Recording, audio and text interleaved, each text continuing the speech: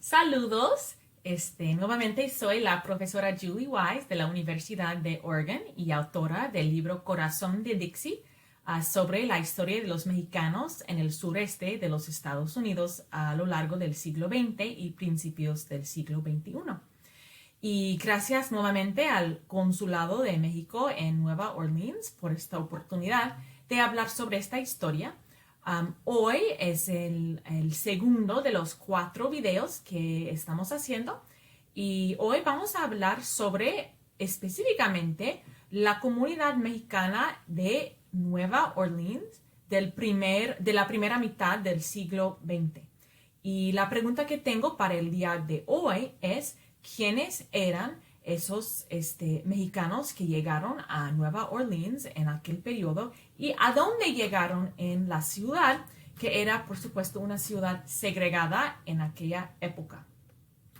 Entonces, para empezar, la pregunta es, ¿quiénes eran esos mexicanos que llegaron? Y durante la Revolución Mexicana fue cuando realmente empezó la migración de los mexicanos hacia Nueva Orleans. Como ve usted aquí, había muchísimos barcos que iban de la costa del Golfo de México y muchos mexicanos llegaron por este medio. Durante la Revolución Mexicana, los mexicanos que llegaron a Nueva Orleans eran mayoritariamente de clase media. O sea, eran personas de negocios, digamos, eran profesionales, músicos, artistas, marineros. También había obreros, pero un número menos que en otros lugares de los Estados Unidos en este periodo. O sea, los mexicanos que estaban llegando a Texas o California en este periodo eran mayoritariamente obreros, mientras los que llegaron a Nueva Orleans eran una combinación más balanceada, digamos, entre clase media y los obreros. Y aquí ve usted una foto de una de estas familias, la familia Enseñat, que eran productores agrícolas en el estado de Yucatán. Y ellos tenían miedo a la revolución, eran de tendencia un poquito más conservador que la revolución en sí. Y ellos son de los mexicanos que salieron de México por barco y llegaron para establecerse en Nueva Orleans. Y esta comunidad se consideró a sí mismo como refugiados, personas esperando a que pasara la revolución, esperando que se derrotiera la revolución y que todo se volvería a normal, digamos.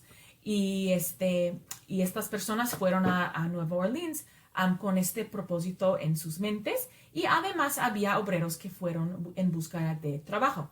Pero es importante saber que la costa del Golfo de México tenía bastante desarrollo económico en aquella época, tanto en las ciudades como en los campos. Entonces no faltaba trabajo en la costa del Golfo de México en aquella época, pero hay personas que tenían miedo a la revolución o porque tenían tendencia conservadora o por la violencia en sí, o que simplemente querían que podrían tener una vida mejor en los Estados Unidos. Y para un mexicano de la región del Golfo era mucho más conveniente o más cerca, digamos, Nueva Orleans que, por ejemplo, la frontera de Texas, porque fue posible llegar en barco. Algunos pagaron sus cuotas para subir a estos barcos, mientras otros trabajaron en varios puestos en el barco para poder llegar sin tener que pagar. También había una cantidad de marineros o personas, digamos, permanentemente empleados por los barcos, que cuando llegaron a Nueva Orleans simplemente no regresaron a sus barcos, que se desaparecieron más o menos en la ciudad. Entonces, ¿a dónde llegaron? ¿Okay? Pensamos en este momento en la experiencia migrante del migrante mexicano, digamos, típico de los años 1910, 20, 30. Este migrante, digamos, típico, llegaba a la frontera con Texas, sobre todo. Puede ser al oeste, El Paso, o al este, por ejemplo, Eagle Pass, Texas, o Laredo, Nuevo Laredo. Y estas personas llegaron, los inspectaron, supuestamente inspecciones de salud, pero que también eran muy humillantes para los migrantes. Todo estaba una experiencia de discriminación desde el momento de llegar en la frontera como un inmigrante que ya en aquella época era un poquito sospechoso desde el punto de vista norteamericano. En cambio, en diferencia, los mexicanos que llegaron a Nueva Orleans llegaron en barcos que tenían el aspecto comercial. O sea, estos barcos estaban llevando productos comerciales entre los dos países y también estaba llegando personas de negocios entre los dos países. Y en aquella época fue bien importante para los negocios y los hombres de negocios de Nueva Orleans tener una buena relación con América Latina y específicamente con México. Y ellos querían ser como la puerta a México, la conexión número 1 de los Estados Unidos a México. Ellos quisieron que fuera a través de la puerta de Nueva Orleans. Simplemente como el mexicano era visto como un problema en el suroeste de los Estados Unidos, en Nueva Orleans se veía como una oportunidad económica de tener una relación con un país que podría ser un buen socio en tanto producción como consumición de bienes que producidos en Nueva Orleans. Entonces, yo estimo que entre los 1920s y 1930s, más o menos 2,000 mexicanos vivieron en Nueva Orleans. Y lo que pasó es que más o menos a los 1920-25, cuando ya se dio cuenta de que la revolución iba a quedar, pero que tal vez no era tan radical como algunos habían temido, muchos de clase media que se consideraron refugiados se regresaron a México, y esos eran los más de clase media y profesionales, mientras más de los que eran obreros ya empezaron a llegar específicamente para trabajar. Entonces, a lo largo de los 1920 se cambió un poquito el carácter de la comunidad, haciéndose más obrero y menos profesional. Entonces, ¿dónde vivieron en Nueva Orleans? Eso es una pregunta muy importante porque estamos hablando de la época de la segregación entre la gente blanca y la gente afroamericana en los Estados Unidos, algo que persistía legalmente hasta el movimiento de derechos civiles con Martin Luther King, etcétera, en los años 1950 y 60. Entonces, en la primera mitad del siglo XX, por supuesto, había la segregación, pero Nueva Orleans y ciudades tan viejas, por ejemplo, Savannah o Mobile, Alabama, que eran más viejas, eran menos segregadas que las ciudades más nuevas, como por ejemplo Atlanta. Y eso fue porque en el pasado, en el siglo XIX, eso fue antes de la segregación. La idea fue que los afroamericanos tenían que vivir cerca a los blancos para poder trabajar para ellos. Entonces, esta idea de la segregación tan estricta realmente no era una cosa del siglo XIX, era una cosa del siglo XX y llegó más o menos tarde a Nueva Orleans. Entonces, los mexicanos estaban llegando a Nueva Orleans justamente en la década, que era los 20, en la que la segregación se estaba imponiendo en Nueva Orleans realmente por primera vez. Entonces, en todo este panorama, ¿a dónde llegaron los mexicanos? Y lo que puede ver usted aquí es que los mexicanos llegaron a toda la ciudad. No había barrio. Y eso es la época en la que, por ejemplo, en Los Ángeles, San Antonio, Chicago, se estaban desarrollando barrios, no puro mexicano, pero donde mexicanos vivían, por ejemplo, con italianos, judíos, rusos, polacos, griegos, personas inmigrantes no del tipo anglosajona, digamos, del clase dominante de personas, ¿no?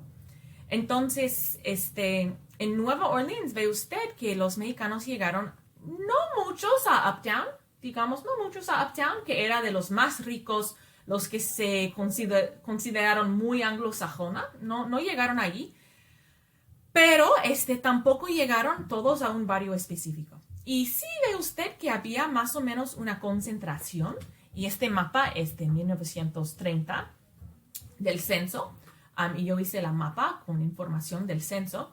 Lo que sí se nota, era una concentración más o menos en el French Quarter. Entonces, allí en el French Quarter estaban viviendo con, no esta gente de clase muy alta anglosajona, pero sí con todo tipo de personas, ¿no? Las personas que se llaman creoles, que eran de descendencia francesa y española, con irlandeses, alemanes, algunos filipinos, inmigrantes de Europa y algunos afroamericanos. Entonces, lo que todo eso quiere decir es que los mexicanos no eran segregados en un solo barrio, pero que sí había una concentración en el French Quarter, que era un distrito muy, muy mixto en aquella época. También quisiera mencionar que cuando esta comunidad se estaba creciendo, el gobierno mexicano y también la Iglesia Católica tenía la idea de que tal vez Nueva Orleans durante la Revolución Mexicana iba a ser el próximo San Antonio, ¿no? Tenían la idea de que tal vez vendrían bastantes mexicanos. Entonces la Iglesia Católica mandó una cura de San Antonio para hacer específicamente una cura para los mexicanos en Nueva Orleans. Y tal vez conoce usted, los que viven en Nueva Orleans, una parroquia que se llama Nuestra Señora de Guadalupe, o también Old Mortuary Chapel, un edificio muy bonito y muy grande en la esquina de Rampart y Conti. Y eso le dieron el nombre de Nuestra Señora de Guadalupe, específicamente en los años 1910, durante la Revolución Mexicana, porque creían que eso iba a ser una parroquia para los mexicanos. Y había una misa en español a lo largo de los años 20, allí en Nuestra Señora de Guadalupe.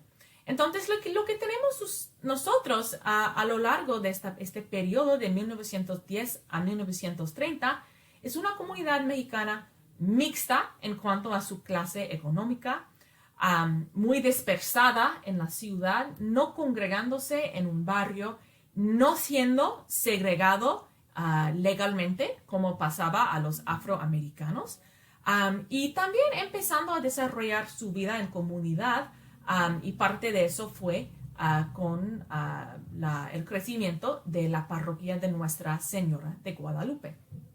Entonces, la pregunta que vamos a contestar en los próximos 2 videos es: ¿qué pasó con esta comunidad en este ambiente segregado? O sea, ahora sabemos que llegaron sin esta experiencia de segregación, pero la comunidad, la ciudad se estaba segregando más a lo largo de los 20, y también la comunidad se estaba volviendo cada vez más obrero, mientras empezó más de clase media. Entonces la pregunta va a ser, ¿qué pasó exactamente con esa comunidad? ¿Se mantuvieron en el lado más o menos blanco de la línea racial, o sufrieron más discriminación a lo largo del tiempo en Nueva Orleans? Y para contestar esta pregunta, en el próximo video vamos a hablar más del rol del cónsul mexicano en Nueva Orleans, que fue efectivamente la institución más importante para la comunidad mexicana en aquella época. Entonces nos veremos en el próximo video.